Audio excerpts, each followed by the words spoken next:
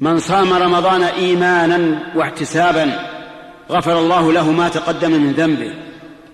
ومعنى الإيمان هنا الإيمان بأن الله فرضه، والإيمان بما في صيامه من ثواب.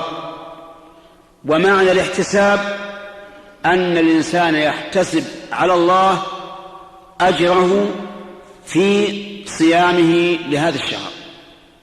كثير منا والحمد لله يصلي، كلنا نصلي ونصوم رمضان، لكن هل يقع في قلوبنا أننا نريد بذلك ثواب الله وأن يكون هذا ذخرا لنا عند الله؟ أكثر الناس في غفلة عن هذا. أكثر الناس إنما يريدون أن يؤدوا الفريضة ولا يخطر ببالهم ثوابها، وهذا أعني كون الثواب يخطر ببال المتعبد أمر مهم.